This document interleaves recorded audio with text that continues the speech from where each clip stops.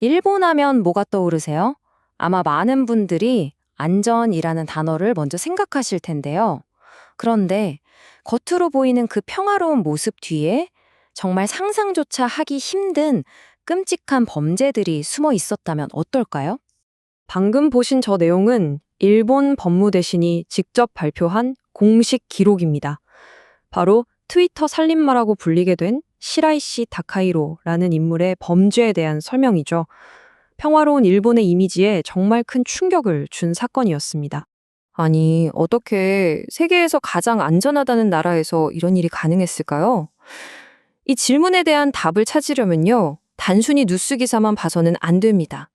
일본 사회 속에서 아주 독특하고 또 무서운 방식으로 진화해온 어떤 포식자들의 유형을 깊숙이 들여다봐야 합니다. 자, 그럼 첫 번째 유형의 포식자들, 바로 마스터 조종자들에 대한 이야기부터 시작해 보겠습니다. 지금부터 다룰 두 사건은 일본 범죄 역사상 가장 끔찍하다고 평가받는데요. 단순한 살인을 넘어서 사람의 마음을 조종하는 그야말로 심리전의 극치를 보여주는 사례들입니다. 바로 이 사람, 마츠나가 후토시입니다. 겉보기엔 매력적일지 몰라도 사실은 사람을 완벽하게 지배하는 방법을 터득한 아주 가학적인 사기꾼이었죠. 정신적으로 그리고 신체적으로 말입니다. 마스나가의 방식은 정말 치밀했습니다.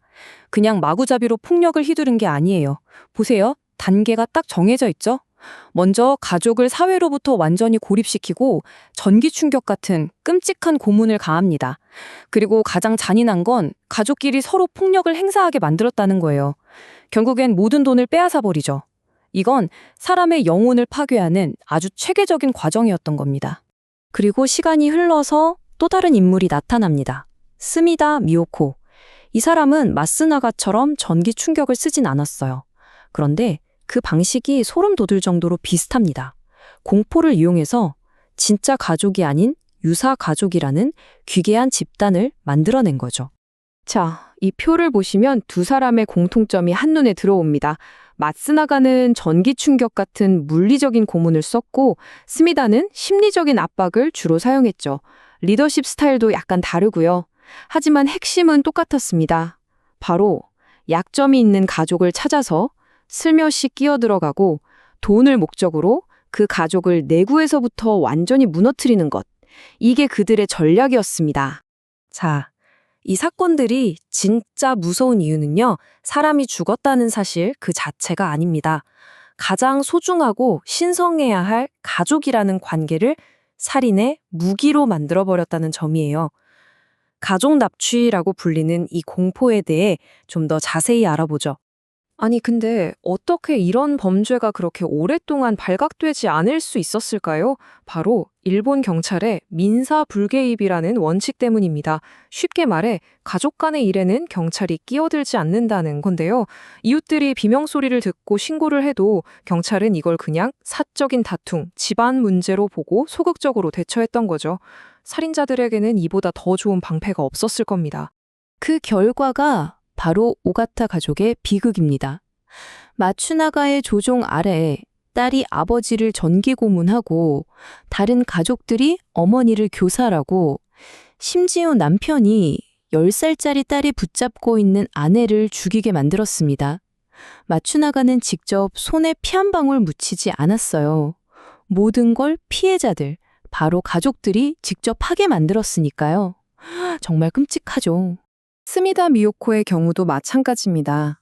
그녀가 만든 피라냐 가족은 무려 20년 넘게 여러 가족들을 집어삼키고 파괴했어요. 시신을 콘크리트에 넣어 드럼통에 버리거나 집 마룻바닥 밑에 묻는 식으로요. 이 모든 일이 우리 주변 평범한 동네에서 버젓이 벌어지고 있었던 겁니다. 지금까지 본 마스나가와 수미다는 가족이라는 아주 폐쇄적인 관계를 파고들었죠. 그런데 만약에 이들의 사냥터가 집안 거실이 아니라 무한히 넓은 인터넷 세상으로 바뀐다면 어떻게 될까요? 새로운 유형의 포식자가 등장합니다. 그게 바로 트위터 살인마, 시라이시 타카히로입니다.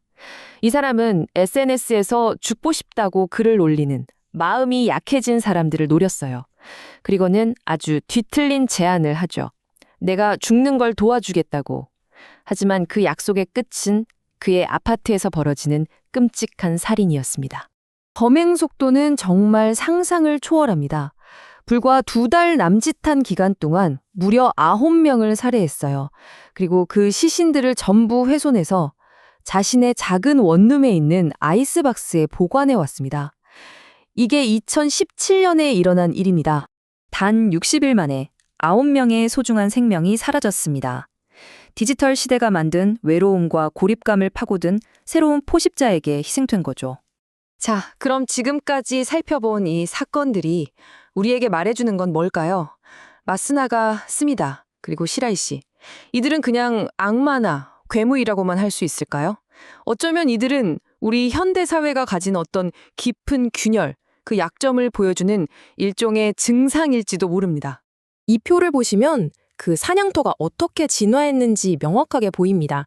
마츠나가나 스미다 같은 과거의 포식자들은 가족 문제나 돈 문제 같은 아주 개인적인 약점을 파고들었죠. 공동체가 서로에게 무관심한 틈을 노렸고요. 그런데 시라이 씨 같은 디지털 시대의 포식자들은 다릅니다. 이들은 도시의 외로움, 정신적인 고통을 먹이로 삼아요. 그리고 인터넷이라는 익명성과 단절된 환경 속에서 활동하는 거죠. 다행히 이 트위터 살인마 사건은 일본 사회에 큰 경각심을 줬습니다. 이 사건을 계기로 SNS 회사들과 정부가 움직이기 시작했죠. 죽고 싶다는 게시물을 올리면 이걸 감지해서 포식자가 접근하기 전에 전문적인 도움을 받을 수 있는 기관으로 연결해주는 시스템을 강화하기 시작한 겁니다. 결국 이 모든 사건들은 우리에게 아주 근본적인 질문을 던집니다.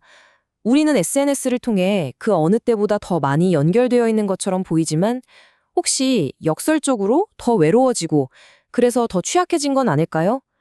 이 질문에 대한 답을 한 번쯤 생각해 봐야 할 것 같습니다.